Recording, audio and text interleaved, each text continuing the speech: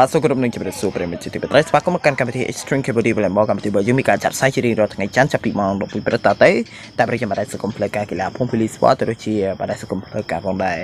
ក្រោយបញ្ចប់ពិធីបុណ្យចូលឆ្នាំថ្មីពេញនេះជាខ្មែររយៈពេល3ថ្ងៃបាទបញ្ចប់ឥឡូវនេះជួបប្រិយមិត្តអស់លោកស្រីកញ្ញានៅការប្រកួតកាន់តែជក់ចិត្តនេះសប្តាហ៍នេះវិញបាទក្រោយសម្រាប់ពិធីបុណ្យចូលឆ្នាំថ្មីប្រពៃណីជាខ្មែរបាទបញ្ចប់យើង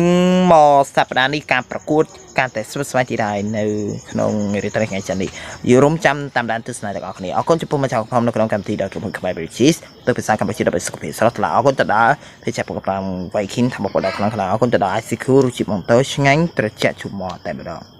កម្មកាពីយូសូមគោរពអញ្ជើញរីករាយទស្សនាដូចតទៅបាទសូមគោរពអញ្ជើញទស្សនាសិតទី1ស្វីចេញពីមាត់ឆ្វេង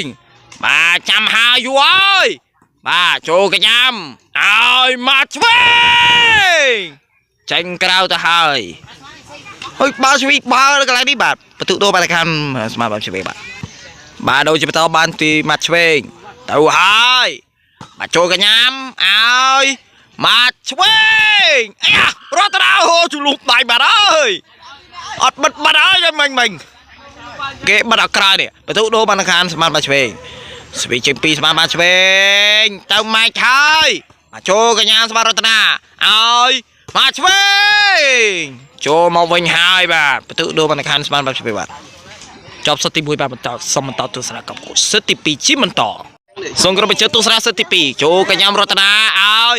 មកឆ្វេងអាយ៉ាសំមកវិញចូលកញ្ញាឲ្យមកឆ្វេងសងទម្លាក់មកអាយ៉ាចំប្លេ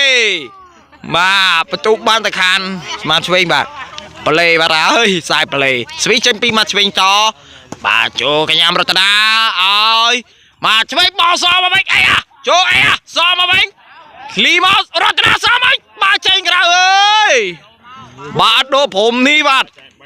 ដូរបានខានក្រុមស្មាតឆ្វេងដែលសាប់ពេលវេលានៅក្នុងកម្មវិធី Extreme Kabaddi Volleyball នេះសប្តាហ៍នេះបានជាបណ្ដាទីបញ្ចប់ជួបគ្នានៅថ្ងៃច័ន្ទសប្តាហ៍ក្រោយសន្និបាតនេះសូមអរគុណសូមជម្រាបលា